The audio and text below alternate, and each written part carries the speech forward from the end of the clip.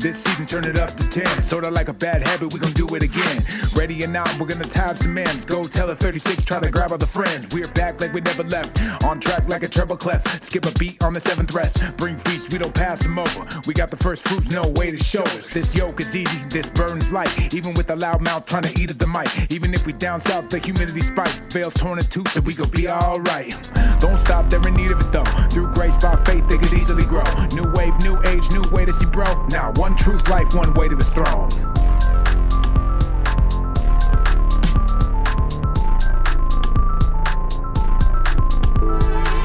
Can't live on that bread alone. Every word of God's mouth will fuel me on. That's scripture, that's Christ alone. That's grace alone, that's faith alone. All glory to God, cause that's his alone. Since the lamb's been slain, we can each belong.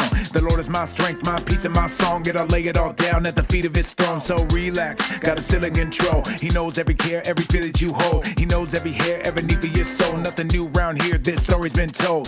I'm just saying there's a time in the season you gotta be a Berean. If you just hear and believe it, you could be walking with demons. It could be rendering Caesar. All the things that go to God, that's a little like treason. Wait, welcome back my friends. Did you ever really think we could pass the 10? Our socks up, we about to trend. Cause the whole 36 wanna rap again. Wait, sounds too good to be true. Like rabbinic candy land, ain't no ladder, just shoot. We hold true if it's loaded in the cannon. Best believe it's understanding, if it's not it ain't proof.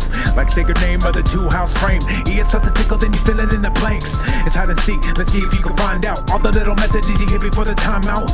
Ever seen a scholar with a blue belt? I have, he's about to make your food melt. The loud one and he strikes again, but don't let him close range, he gon' bite your friends. So relax, got it still in control. He knows every care, every fear that you hold. He knows every hair, every need for your soul. Nothing new round here, this story's been told. I bet you feel weak and your life is in tatters. With Bruce Street, your body is battered. You can't reach, trying to climb up that ladder. Sit back and hold fast till Messiah matters.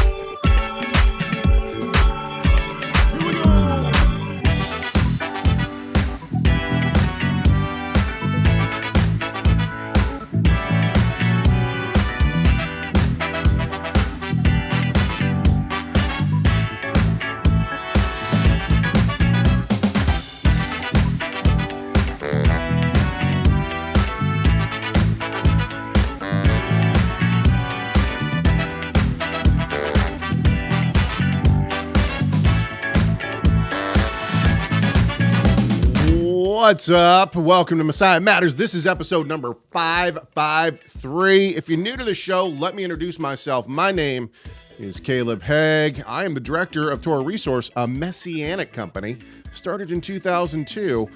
Plot twist, we believe in one law. What does that mean? Guess what? We're going to get into it today. We got a lot going on today. It's going to be fun. I got some announcements coming up. Not this week, I don't think. Maybe next week. Maybe the week after. Some big announcements going on at Torah Resource. Excited about it. Okay. I'm going to give you ways to get a hold of me in just a few minutes. But before that, I'm going to tell you what we're going to do today. We're going to, we're going to start. We're going to jump in to the monstrosity that is the IAMCS steering committee paper written in 2014. 60 pages this thing is. It's ridiculous, but that's okay. It keeps getting referenced. I cannot tell you how many Messianic leaders reference this paper, and we've never ever looked at it. Got a good showing in the chat room today. Welcome everybody in the chat room. Thank you very much for being with me. All right, here's what we're going to do. We're going to jump into the very first thing. I got two things before we go to the steering committee paper, which I'm actually looking forward to. Before we do that, let's go to... Oh, yeah. Okay, I got this one. This is an interesting one. I got this one the other day. By the way, I have emails that go back, and when I say the other day, this one is from January. I have emails that go back like a year, and so I'm trying to get through those a little bit here and there. Anyway, here we go. Now, we've talked about this before, so if you've heard this before, it's okay. Calm down. We're going to move on quickly to something we haven't talked about. A question about Romans 7 and Deuteronomy 24:4. I'm going to let you go ahead and look those up if you need to. Is this talking about the divorce of Israel and how God brings us back? Just as a quick recap, if you don't know, the whole Romans 7 thing is the law, like while a person is still alive, they're still married, but once a person dies, then the marriage is no longer binding, right? The person who's still alive is free from that, right? And then the Deuteronomy 24:4, which will come will become important here in just a second, is this idea or this law that if a woman is married to a man and the man divorces the woman because he doesn't find any pleasure in her, he doesn't find anything good in her, right? And he sends her away and she marries another. And then that other guy divorces her and sends her away. The first husband is not allowed to remarry his ex-wife. Now, there is a multitude of reasons for this. I think it's actually a protection against the woman. I think it's also a protection against the land, okay? But with all that said, that's the law in Deuteronomy 24. Okay, let's go back now and let's read this again. Is this talking about the divorce of Israel and how God brings us back? The married woman is bound to a husband while he is living, but if he dies, she can remarry. But with Christ's death, we can now come back to God who divorced Israel. Is Hosea 1:6 related to this? I think it's amazing. Also, God didn't divorce from Judah because he said he wouldn't. That's a question mark. Covenant with David? Question mark. I apologize if that is confusing. I've emailed you before and you've been very gracious, so on and so forth. Okay. I had a hard time understanding the divorce of Israel, so I was looking for some explanation and wanted the opinion of you and Torah Resource. Okay. Okay, so I'm going to do this as succinctly as possible. I don't think that God ever divorced Israel. I don't think that, okay, let's slow down and back up real quick. I think that this actually is more of I don't know if this came from the Christian church, like charismatic Christian church, or if it came from the Hebrew roots realm, okay? In my opinion, this is what we call a good preaching point. A good preaching point is not always necessarily a doctrinally sound point, okay? I think that this preaches well in some congregations. It wouldn't preach well in the congregation I go to, and it wouldn't preach well in a lot of congregations. However, I think in certain congregations this preaches well. Oh yeah, and here's how the preaching goes. In Deuteronomy 24:4, it says that a man who sends his wife away and then she marries another, if that guy divorces her, then she's not allowed to come back to the original husband. Well, God divorced Israel, and what he did was he sent her away, and she went and she played the whore with other nations and other gods. And so what has to happen? Well, there has to be a death, and this is why Jesus died. Jesus died on the cross so that he could remarry Israel. This is nonsense, in my opinion. I don't believe this. I don't think it's right. I don't think it's theologically sound. I think that, once again, it might preach well in certain congregations, but I don't think that there's any basis for this whatsoever. Now, the place that people are going to go is to Jeremiah, right? We're going to go to Jeremiah 3. Let's kick over to it. Sorry, so what we're looking at right here is actually the next thing that we're going to look at. Let's see here. Did I go NASB? All right, let's go back here. So Jeremiah 3. Let's come down here to 6. Sorry, I didn't have this keyed up. Here we go. So Jeremiah 3:6 and following. The Lord said to me in the days of King Josiah, have you seen what she did, that faithless one Israel, how she went up on every high hill and under every green tree, and there played the whore? And I thought, after she has done all this, she will return to me. But she did not return, and her treacherous sister Judah saw it. She saw that for all the adulteries of that faithless one Israel, I had sent her away with a decree of divorce. This is what this entire teaching is based on. Yet her treacherous sister Judah did not fear, but she too went and played the whore.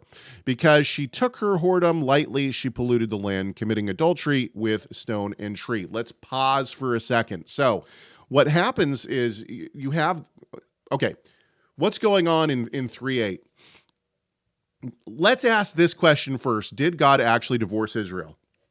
No, God did not actually divorce Israel. The prophet is, God is using metaphor to talk about Israel. And the reason I would say this is because Israel and Judah, in God's eyes, although at this point in time are split, right, because of sin, they are supposed to be one people.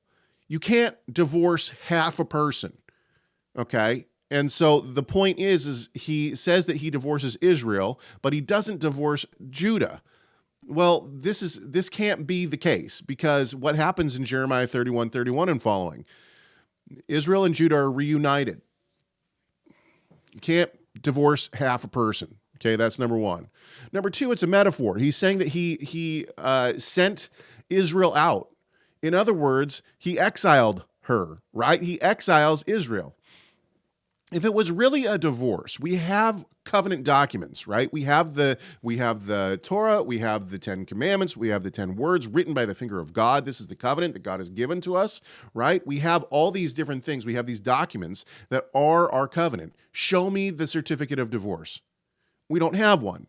Why don't we have a certificate of divorce? Because it's a metaphor. It's not something that actually was written. It's not an actual written get. He didn't actually do that. Okay, so, but beyond that, look at this. Keep going in this passage. Jeremiah 3:9, because she took her whoredom lightly, she polluted the land, committing adultery with stone and tree. Yet for all this, her treacherous sister Judah did not return to me with her whole heart, but in pretense declares the Lord. And the Lord said to me, faithless Israel has shown herself more righteous than treacherous Judah. Okay, 12. This is the crux of this passage. Go and proclaim these words toward the north and say, return, faithless Israel, declares the Lord. I will not look on you in anger. For I am merciful, declares the Lord. I will not be angry forever. Okay, so this right here shows that God did not divorce Israel. He is calling for her to return out of exile. It's a metaphor, okay, number one. Number two, we know that this idea that the Deuteronomy 24 passage, it can't apply. Why? Because Israel didn't go marry anyone else. Israel was whoring after idols. That's not a marriage. If so, you'd need to show me a marriage certificate from the other husband. Right? And there was not another husband that then divorced Israel and sent her back. The whole thing falls apart if we really look at the text. No, I don't think that Israel was divorced. I don't think that it has anything to do with Deuteronomy 24, and I don't think it has anything to do with Romans 7. I think that the idea that God divorced Israel is I think it's hermeneutically incorrect and theologically incorrect. I think it preaches well in certain congregations, but ultimately, no, I don't think it has to do with any of that. I think that God did not divorce Israel, and this is not the reason that Yeshua had to come and die. Yeshua had to come and die from the fall, not from God sending Israel out, from the fall. The sin problem is why Yeshua had to come and die. The fact that Adam ate the fruit, that's why Yeshua had to come and die on the cross. And this was decreed from the foundations of the world. It wasn't because God gave Israel a get. Let me ask you this. Do you think that all the people before Jeremiah 3 were good? There was no need for Yeshua to come and die? No, of course there was. So it's not because of Jeremiah 3. It's not because God, quote unquote, gave her a get, right? This is a metaphor in my mind. All right. Well, we're off to a good start. If you're not already subscribed to this YouTube channel, do me a huge favor, subscribe right now. I know it sounds weird, but it actually does help me, and it helps this channel. It helps it all. So subscribe, like the video, share the video if you want to. If you don't want to, that's fine. Comment on the video, that helps too. Okay. CHegatoreresource.com. That's how you can get a hold of me. That's my email address. Also, call the comment line. Yep, we still got it. 253-465-3205. It's 253-465-3205. Go to TorahResource.com for all sorts of great stuff. And by the way, big announcements coming very soon. And hopefully in the next 2 months, I'm going to have this full Siddur, weekly Siddur done Oh, my word. It's such a huge job. I'm excited to get it done. Okay, let's move on. Now, let me get to my notes here.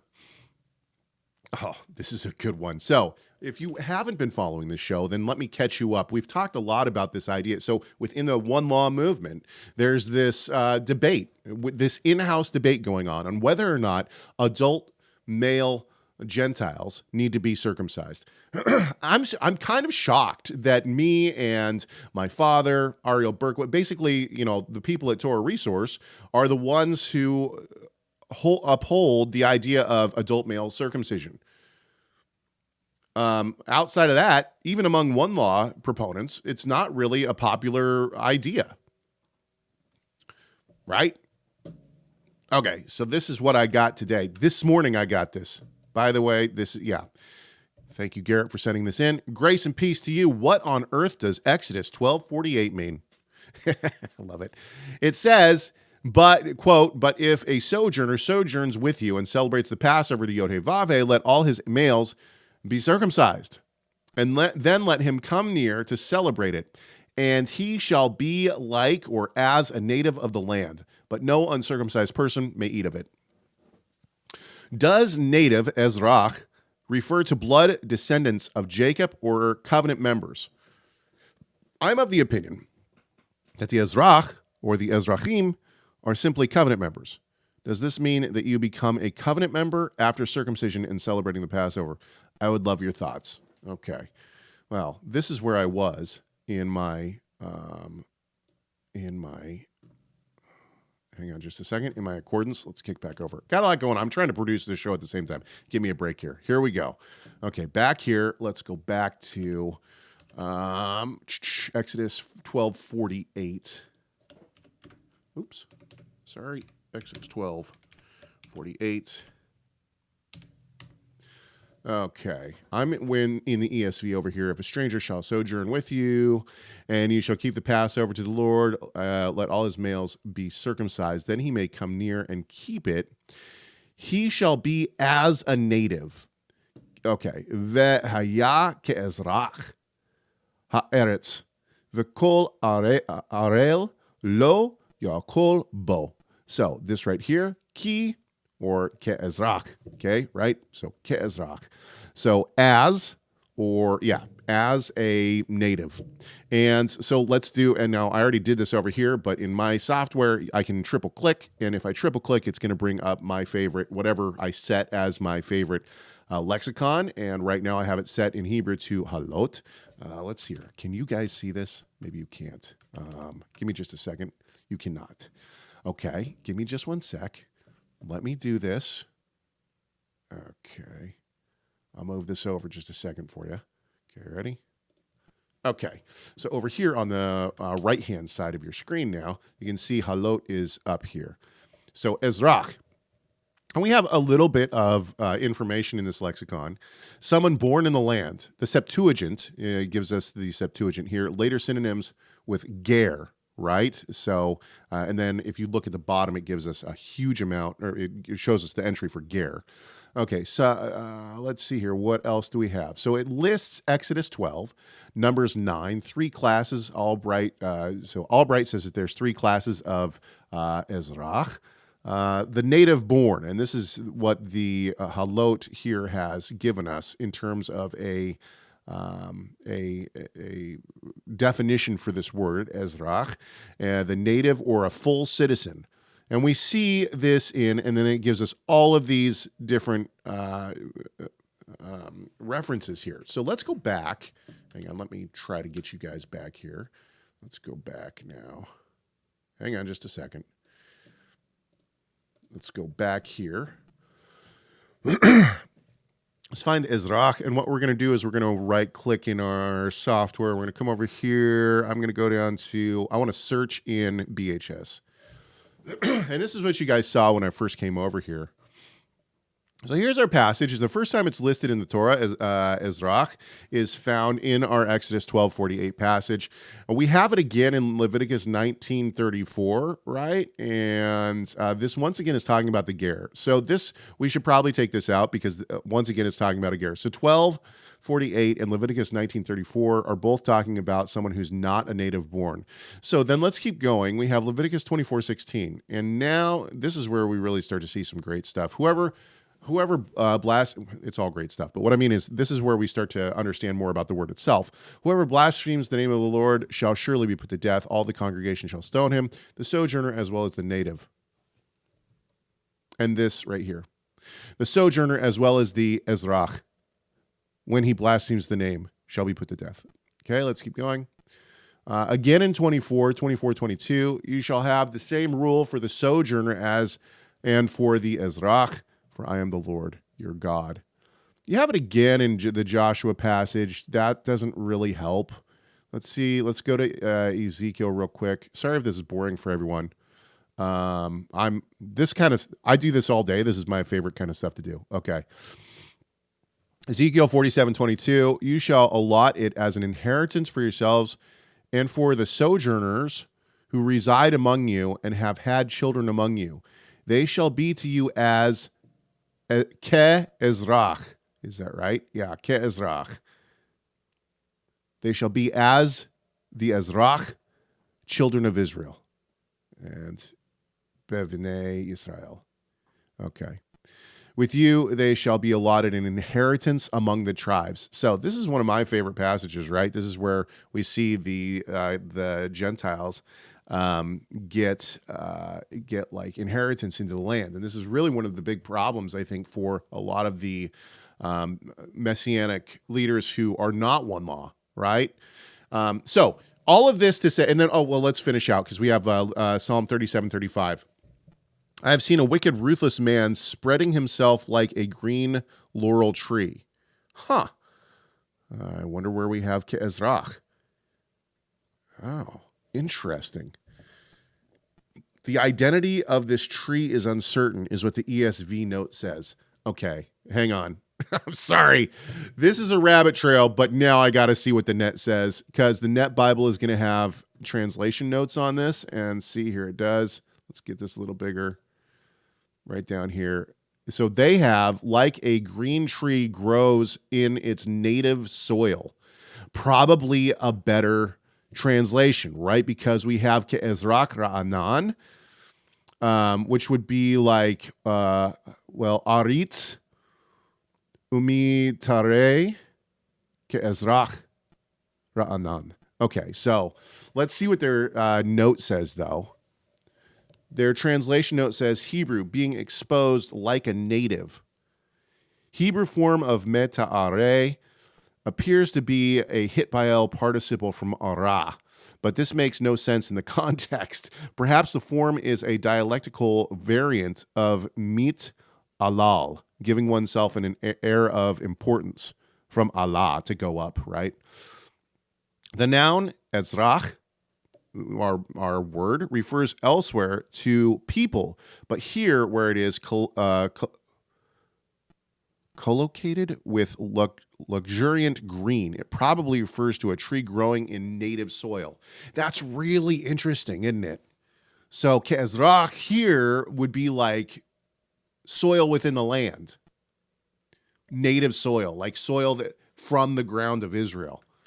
Interesting. Okay, so all of this to say, okay, now let's go back. Let's go back to, where do I want to go here? How do I want to do this? Sorry, I want to show you guys this, but at the same time, I need to, let's see if I can get, hang on, bear with me. I know, I'm sorry. I didn't even think about this before I did it. Okay, here we go. There we go. Okay, and now let's just move this over here. So a couple weeks ago, I don't know if you guys remember this, but a couple weeks ago, I had a email from Jordan, who's a scholar who goes to SBL, and he was saying that actually, let's see if we can find his comment. I think I might still have his comment. The term Jew. He says, Jordan wrote in and said, I think you should consider that Rabbinic Judaism holds two somewhat contradictory ideas about the word Jew in the textual tradition and among learned and observant folks today. Your average secular or less observant Jew might not hold these ideas. There is both an ethnic understanding of Jews, such as the converts to Judaism only become like a Jew upon conversion. This is never how I've taken it, and I've never seen anyone else take it. But do not become an actual Jew. Once he has immersed and emerged, he is like a born Jew in every sense. And he gives us the reference. Okay, so I have the reference up here. That's what you're looking at here. Okay. Any thoughts, comments on the mass exodus? Messianic Hebrew roots leaving Torah observance, going Eastern Orthodox. Yeah, I'll comment that in a second. I don't think there's a mass exodus. The people that have gone to Catholic and or Eastern Orthodox, I think 80% of them, I would have put money on it on the blackjack table that they would have left. That's not a surprise, and it's not a mass exodus. People, you can see those kind of things coming. I don't think there's a mass exodus. I think that people who are not strong in their belief of Torah observance are like chaff in the wind. They'll blow every direction. That's what I think. I'm not surprised that most of those people have gone to Eastern Orthodox or Catholic. It doesn't surprise me. And I mean, some of them, a lot of us saw coming from a couple years before they did. Okay, here we go. So let's go back to, sorry, now I got to find it. There it is. Okay. So this is, you have a Mot 47b. Why do I bring this up? Because I actually think that the interpretation that I would push on the interpretation that Jordan gave when he wrote in, when he says that he doesn't think that they become a Jew, but they become as a Jew. I think that this is actually based somewhat on the passage that we have, which is in Exodus 12:48. So this is what the Talmud says. Okay, and once again, I don't think we shouldn't put necessarily any weight on the Talmud, but I think that this shows in terms of like, we shouldn't put weight on the Talmud in terms of like it's not divinely inspired or anything like that. It doesn't dictate our lives, nothing like that. But it does show us the thought pattern of the Jews and in this time period. And I think that this is actually based somewhat on the Exodus 12:48 passage. If he accepts, so we're talking about, let's go back just a little bit. So up here we have, they are not able to receive either abundance of good or abundance of calamities, since the primary place for reward and punishment is in the world to come. And they do not overwhelm him with threats, and they are not exacting with him about the details of the mitzvot. And what they're talking about is a Gentile who wants to convert, okay? So here we go to the passage that we're in right here. If he accepts upon himself all these ramifications, then they circumcise him immediately. If there still remain on him shreds of flesh from the foreskin that invalidate the circumcision, they circumcise him again a second time to remove them. When he is healed from the circumcision, they immerse him immediately, and two Torah scholars stand over him at the time of his immersion and inform him of some of the lenient mitzvot and some of the stringent mitzvot. Once he has immersed and emerged, he is like a born Jew in every sense. Let's find it down here.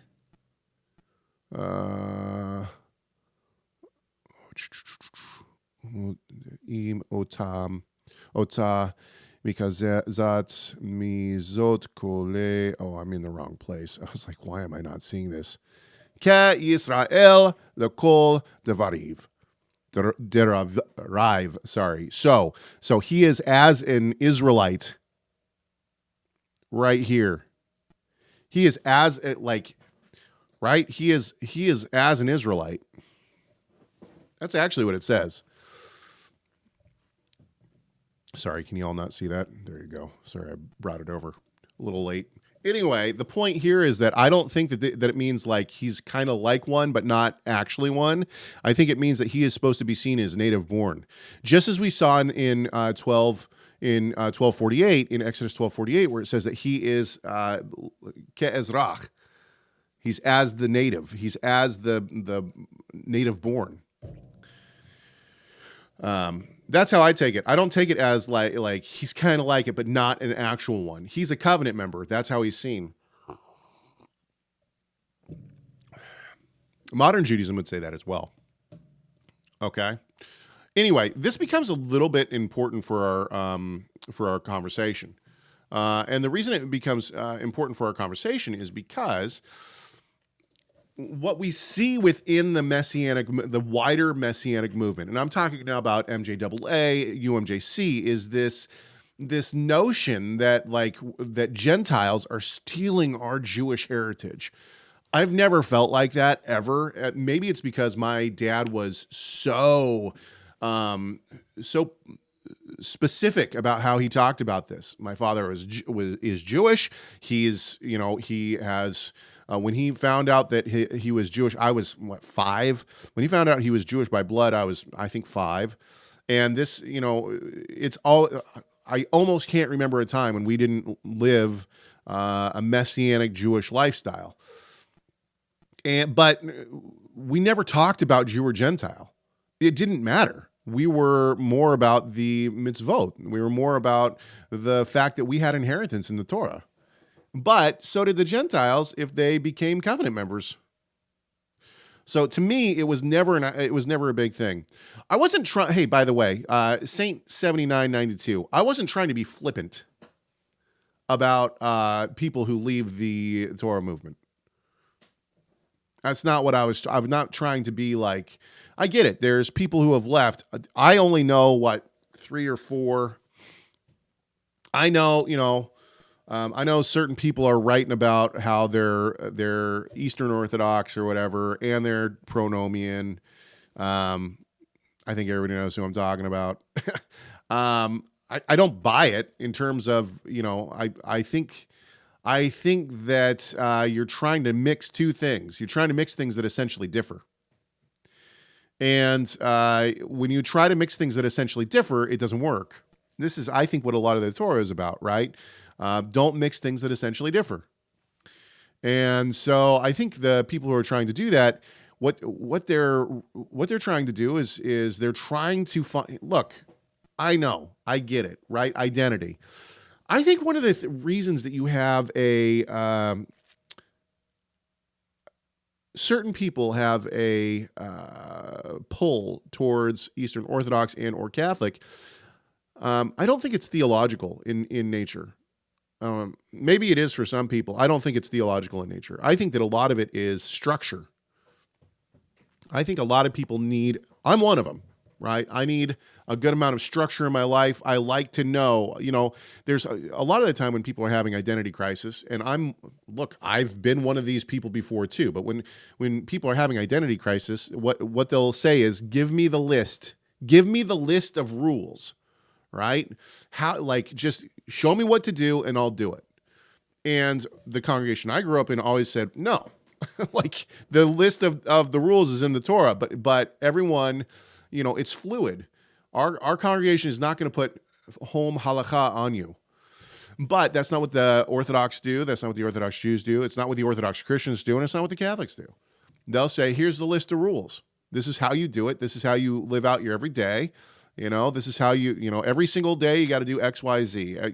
Twice a week you got to do this. Hey, look, you know what? I like that kind of structure too. This is one of the reasons that I wake up. I say morning prayers. I don tefillin, right? I put my tallit on, say shachrit, right?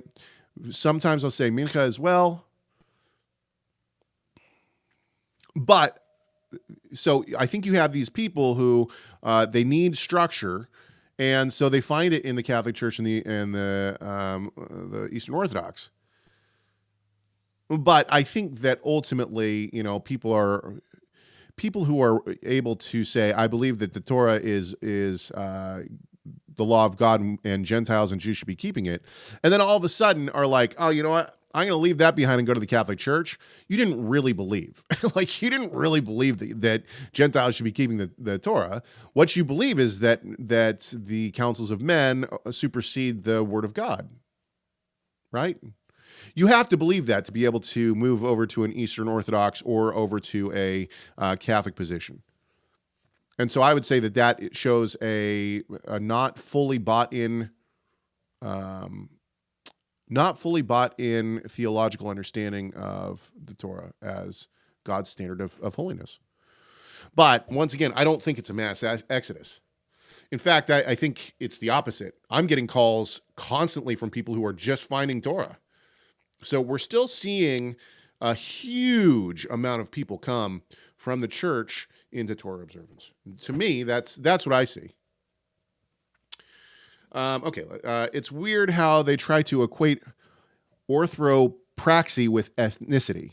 My comment is referring to the attitude of Messianic Judaism. Yeah, actually, great translation. Let's jump in. So now I got to go back into here. I apologize.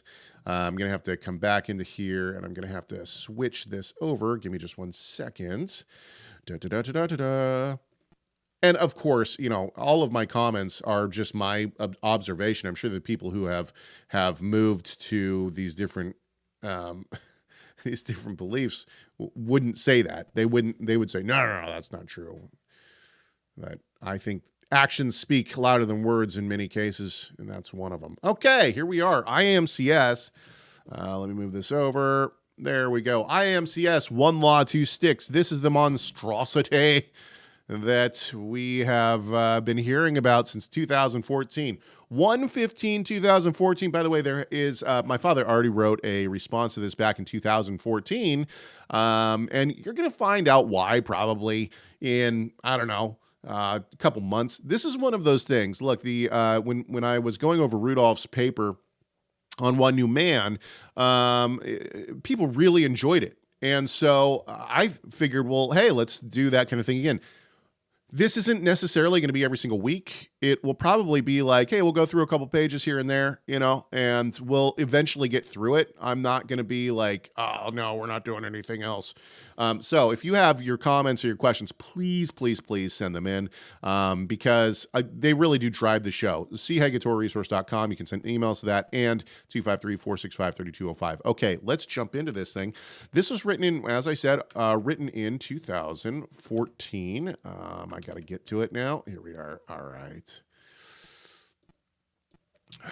So, a position paper of the International Alliance of Messianic Congregations and Synagogues Steering Committee. Now, who is on the steering committee? There are people who were on the steering committee. I think that they're still on the steering committee. I know who was the main driving force behind this paper, but I digress. They all put their names on it, right? So, there you go. Table of contents. We're going to start here on page 3.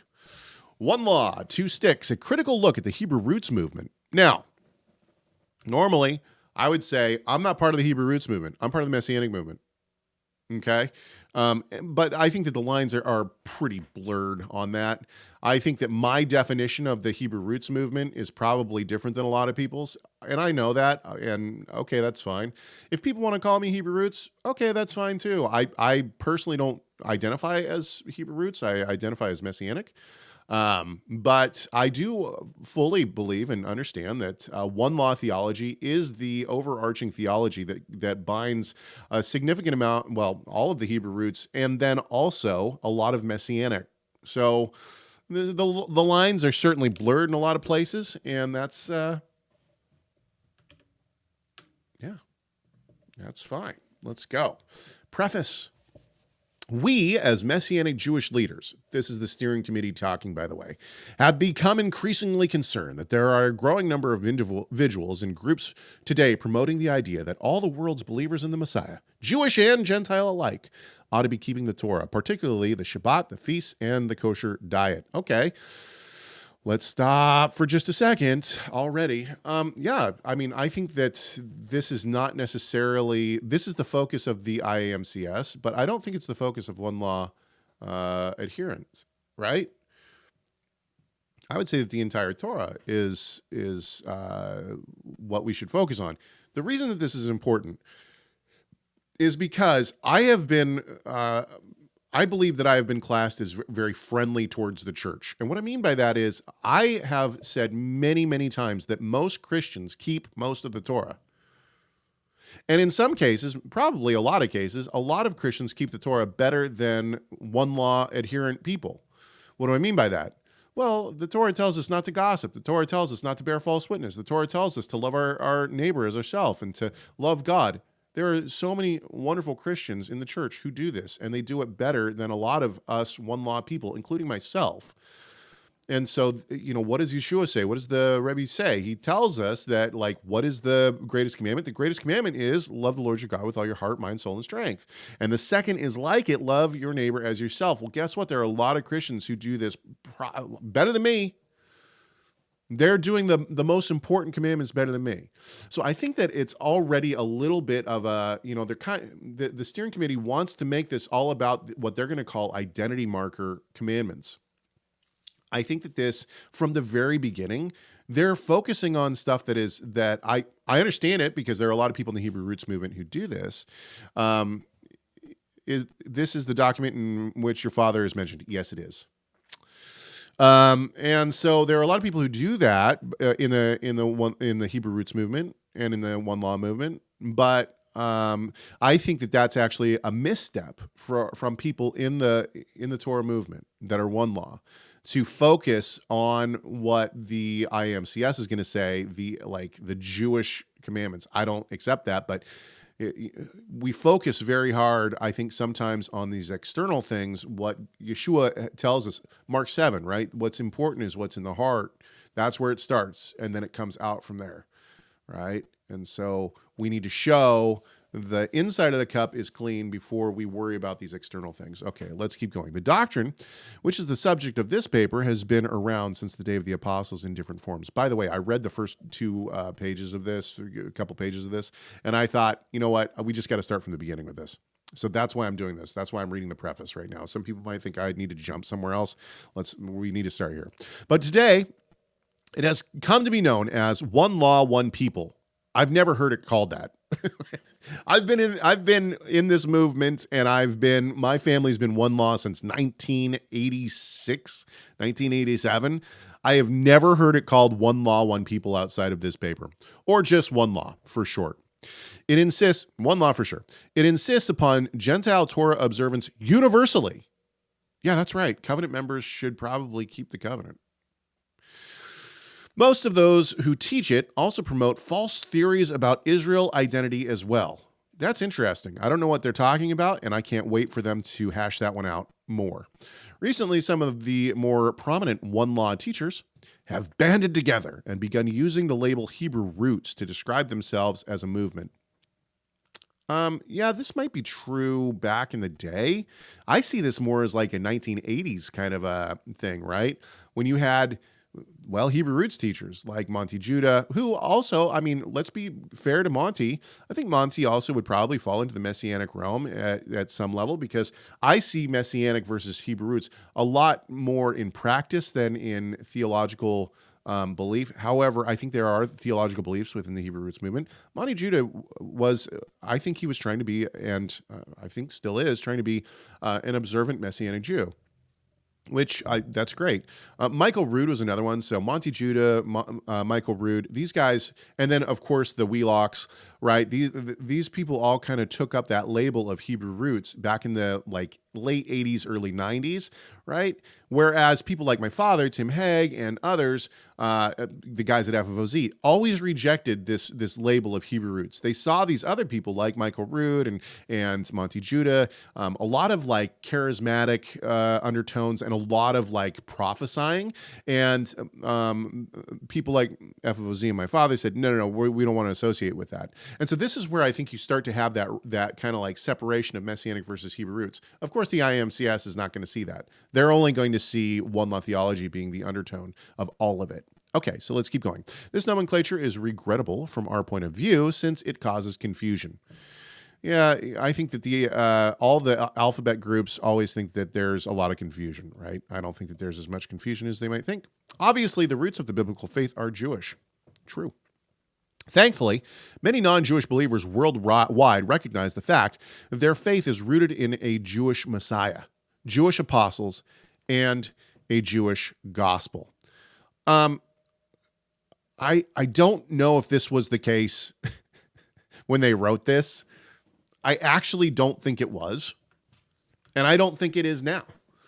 In fact, I think one of the reasons that we're seeing such a rise in anti-Semitism within the church is because people don't realize that their faith is rooted in a Jewish Messiah, Jewish writers, Jewish books, right? They think it's other than. And I think that this is really a major problem. I think that the IAMCS would probably agree with me on that. At least a lot of the leaders in the MJAA certainly do, because we see the rise of anti-Semitism within the church, which I think shows people who are anti-Semitic, especially within the church, I think are people who are anti-Semitic within the church, I don't think know the Messiah.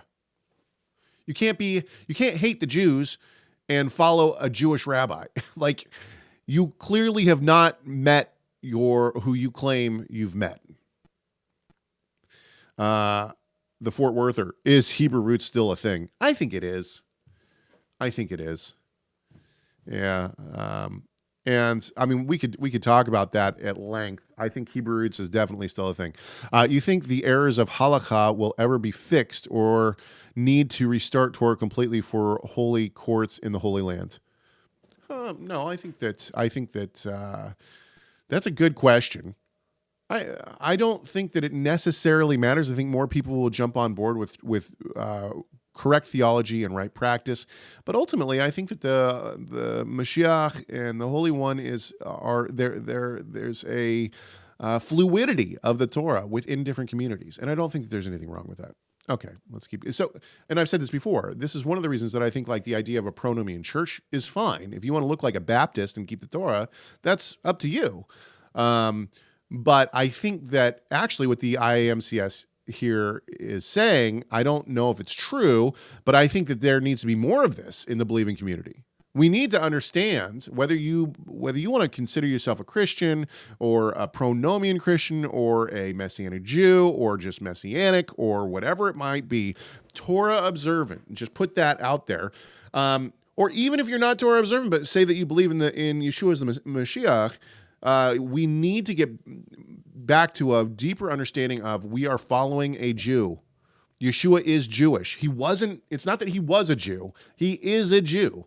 And we need to embrace that, and we need to love the Jewish people, whether you're Jewish or not, and we need to recognize that we are part of a Jewish movement that started in the 1st century. Okay, let's keep going. We note that many precious, well-meaning Gentile believers are drawn to Messianic Judaism because they wish to connect with Israel. Do you think that's true?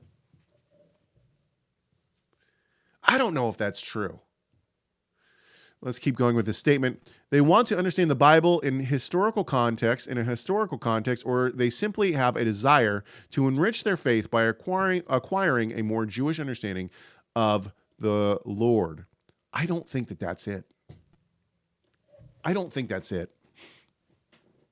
think that what happens is people realize, hey, I'm following a Jewish rabbi, and hey, guess what? This is a religion that is true. It's not just religion, it's how God wants us to live. I think it's a want to live out how God wants sanctification. It's a want to live out God's sanctification. And once people get struck with that, I think that it has nothing to do with me. Do I want people to love Israel? Yeah, absolutely. Do I want people to have a better understanding of the Bible from a historical context? Absolutely. Do I want people to understand Yeshua better from a Jewish perspective?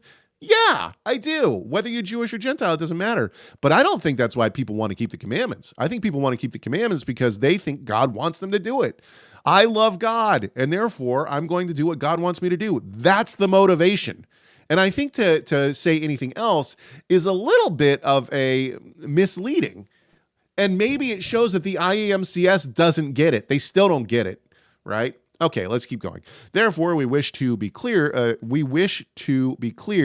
upfront that not everyone who uses the label Hebrew roots is necessarily part of the Hebrew roots camp, which is the cause for our concern.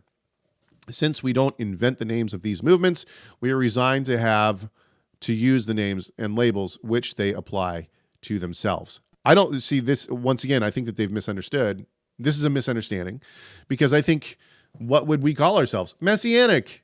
We'd call ourselves Messianic. They don't want to associate us with Messianic. They don't want to use the same language because then we would be lumped in with them. They don't like that. We do it to walk as Yeshua walked. Exactly.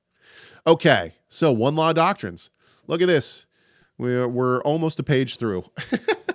One law doctrine is based on the idea that everybody, everywhere, ought to be keeping the Torah given to the Jews at Sinai. Once again, they slipped these things in, given to the Jews or given to the covenant members at Sinai. It was a mixed multitude. In their view, the law wasn't intended just for Israel, but for everyone. Okay, let's talk about this for just a second. Do we believe that the Torah was given to everyone or just to Israel? Well, Israel is given the charge to be a light to the nations. They're supposed to take the Torah to the nations, right? How is God going to judge the nations? In the end times, when God judges every person, is there a standard by which he will judge them? When Israel comes into the land and they're just supposed to wipe out everyone in the land. They're supposed to eradicate everybody in this land and take it over. Why are they supposed to do that? It's because those people were what? They were not righteous. They were idolaters. Well, if the Torah wasn't for those people, then why is that wrong? If there's no standard, then who cares? Why would God care if the Torah is only for the Jews? Well, of course the nations would be following other gods and doing stuff that the Jews weren't supposed to do. No, it's because the Torah is for everyone. And we see this in the end times, right? The Gentiles start eating a kosher diet. They start celebrating the feasts, right? Including Passover, which means what? They're circumcised, right? So, yeah, I think that in their view, the law wasn't intended just for Israel. That's right. The law wasn't intended for humankind. And those who come to the Lord will recognize that. In one sense or another, I'm not trying to put anybody down. I'm just saying, listen to the testimony of Christians, right? I went to this is probably 20 years ago. I went to a Harley Davidson church, right? It was in a tent. All these guys are in their leathers and whatnot, big biker dudes. And this guy got up and he was giving his testimony, and he was in a 2% biker gang, 1%, whatever. And all of a sudden, he came to faith in Yeshua. He came, and he was like, it changed me. And this giant biker dude in leathers, crying up in front of all these people because he came to faith, and it changed his life instantaneously. Changed his life to what? What did it change his life to? Well, in some sense, it changed his life to the Torah. It changed his life to righteousness before God. What is righteousness before God? Right?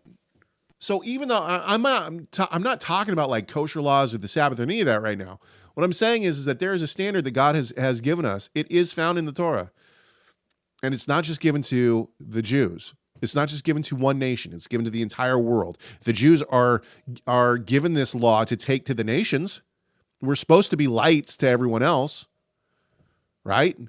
Moreover, starting right here, neither the coming of Messiah nor the atonement provided in the new covenant changes anything in terms of what they see as the universal human need to relate to God through the laws of Moses. Man, there's so much to unpack in this statement. I mean, do you think that somebody was just sitting with a keyboard, just kind of throwing this stuff out there? Or was did they actually talk about this? Moreover, neither the coming nor the atonement provided in the new covenant changes anything in terms of what they see as the universal human need to relate to God through the law of Moses. So I think that they kind of show their cards here. Basically what they're saying is that they believe that the Torah was done away with when Yeshua died. So I think what they're actually saying here, well, let me read into this statement a little bit. What they're actually saying here is that the Torah is a ethnic identity marker, but it has nothing to do with religion. In other words, it's not about sanctification, and it's not about faith in God or covenant or anything like that. That's all been nailed to the cross, right? But it's just like we do it to, like Jews do it to maintain their identity. I fully believe that that's what they believe because I've seen it in action, right? I've seen this at the MJAA conference, right? This statement says that they believe that when Yeshua dies, the Torah is nailed to the cross for everyone. Now, I would totally agree that the condemnation of the Torah is nailed to the cross for those who have faith in Yeshua. But that doesn't mean that we stop being sanctified. In fact, the apostolic scriptures talk a ton about sanctification, right? What then? Should we sin more because grace abounds? May it never be. What is sin, right? What's sin in that context? 1 John, sin is lawlessness, right? Okay, let's keep going. Anyway, I mean, I think that this statement right here is extremely telling. That is a telling statement. But here's the interesting thing. If you go to people like Rudolph or if you go to people like Keicher, who constantly refer to this, right? Rudolph, bless his soul, I enjoy... I have to say this every time because it's true. I really do enjoy talking to Rudolph, and he's been very gracious to me. And so, but I would posit that Rudolph is not going to say the Torah was nailed to the cross for everyone, right? Rudolph is, I believe, now I could be wrong. I don't want to put words into his mouth, so take this with a grain of salt. But I believe, and maybe I'll be able to ask him at this year's SBL, but I believe he would say that the Torah is still in act for Jews today. In fact, I know he says that because he sent me articles on it. Right? So he doesn't believe that the Torah has been nailed to the cross for everyone. So this statement, the fact that, I mean, this right here, if I believe that the Torah was still an act for Jews only today, this statement, I would be like, you got to strike that. Because it sounds like you're saying that no one needs to keep the Torah. Right? And Kinzer's article on Jews in the church, and whether or not they should be keeping Torah, I think this all proves that the UMJC at least believes that the Torah should be kept by Jews. Okay, let's keep going. Accordingly, one law teachers, as embodied today in the Hebrew Roots movement, are highly critical of what they see as the historical error of the Gentile church in not keeping the laws which God gave to Moses and Israel at Mount Sinai. Yeah, I mean, I'll accept that. Of particular concern to them seem to be the laws pertaining to Shabbat and festival observance, as well as the dietary laws. Once again, I reject this. I think that this is... now, this is true for a lot of one law adherents and a lot of Hebrew rooters, but I think it's a misstep by people who hold to one law to be so focused on these things. However, it's the obvious things, right? And above all else, you shall keep my Sabbaths. Right? So says the Torah, right? And it seems like God is pretty concerned with a diet, especially in the prophets. So, I mean, they are important things. We shouldn't just put them away. Those Gentile Christians who don't necessarily see the need to follow such laws are considered as pagans. I don't think that at all. Now, there might be people, and yeah, there are people in the Hebrew Roots movement who certainly are going to go that far, right? They're going to say, oh yeah, all the Christians are pagans. I've seen it before. I think I think that this is a very Hebrew Roots thing to believe. It's also kind of one of the like new to Torah terrorists kind of things to believe, right? Oh, if you celebrate Christmas, you're a pagan. If you celebrate Easter, you're pagan. No, it's not what's going on, right? I think that there's a lot going on with people who believe those kind of things, including forgetting where you came from in most cases, right?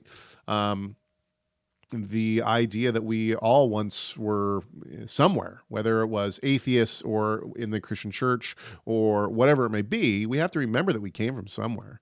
We weren't born as believers, right? Okay. Let's finish this. I want to finish this section. We'll get to the issue here, and then we'll stop and we'll pick it up next week.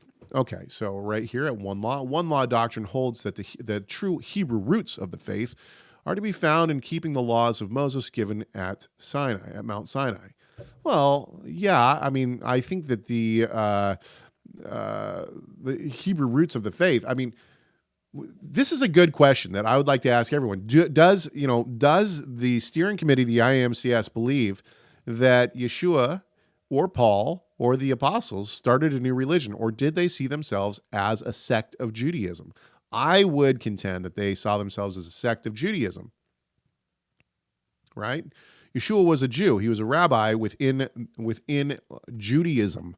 Now, he pushed against a lot of the authority that was in the Judaisms of the time and a lot of the doctrine. But he himself was the Mashiach of a religious order, right? Okay. Their mission, as it seems, is to promote observance of the law as the means of restoring the body of Messiah to the supposed true Hebrew roots of the faith, which are to be found in the Sinai covenant. This, once again, is a complete misunderstanding, at least as I know it, of what people are trying to do. People who want to keep, even the most judgmental Hebrew rooter that I've met, most of the time it comes from a place of, I want to serve God. It doesn't come from like promoting, what do they say? Observance of the law means the restoring of the body of Messiah to the supposed true Hebrew roots of the faith.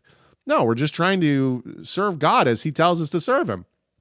This mission takes on particular urgency in the end times. I think for a lot of people who are coming out of the charismatic movement, it does, right? One law proponents advocate, therefore, the urgent need for all Gentile believers to to depart from paganism and to return in zeal to the true Hebrew roots of their faith, which is supposedly to be found in the legal observance of the Torah. Who do you think they're listening to here? I think they're listening to Michael Rood. So 2015, 2014, I think the people who are listening to this stuff are listening to Michael Rood. Because this sounds like a Michael Roodism, like, oh, leave paganism, you got to come to, we're in the end times, leave paganism, Yeshua is coming back in a month and a half, and you got to come to Torah now. Otherwise, you're a pagan. You're going to hell, right? That's kind of a Michael Roodism. So, yeah, I mean, we don't like all the teachers that are one law, that's for sure. Anyway, okay, in recent years, they have bombarded the internet with their teaching. Some of them are very savvy when it comes to this. Well, thank you. No, they're certainly not talking about me at all. Maybe my father, though, because they do mention him in this document. Okay, we're going to keep going with this. However, I don't want this to necessarily become like the only focus of this show. So once again, please send in some emails with questions and comments. I have other emails that we're going to be looking at. Next week, I plan to be back. chagatorresource.com is my email address. You can also call the comment line 253-465-3205. Please don't forget to subscribe to this YouTube channel. I know it sounds weird, but it really does help. This teaching of divorce questions is something I've heard from Hebrew roots. Yeah, exactly. So the very first thing that we looked at today, the divorce topic, to me, that is a Hebrew roots teaching. I don't hear that in the Messianic realms, and I don't hear it in good teaching of the Christian church. However, I have heard it a little bit in the Christian church. So yeah. Anyway, okay. Thanks so much, everybody. Thanks, everybody in the chat room. Good to see everybody there. I think it was a pretty good showing, right? Let's see. Yeah, it's a good showing. All right, good. I'll be back next week, Bezrat Hashem, if the Holy One wills it. And I'm actually getting ready for my son's bar mitzvah, Baruch Hashem. And so there's a lot going on right now. But we got a lot of announcements coming too, hopefully in the coming weeks. So, oh my word. Exciting times. All right. I hope that this conversation has done at least one thing. That's to glorify our great God and Savior, Yeshua the Messiah. Why? I think you know why. Because Messiah matters.